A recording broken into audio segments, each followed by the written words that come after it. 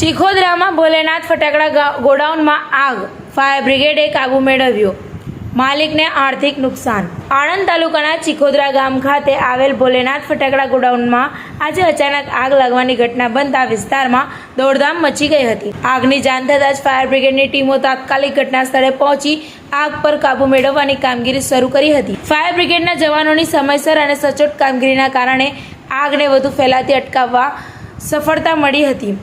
ઘટનામાં કોઈ જાનહાનિ કે ઈજા થઈ નથી, જેના કારણે સ્થાનિક લોકોએ રાહતનો શ્વાસ લીધો હતો।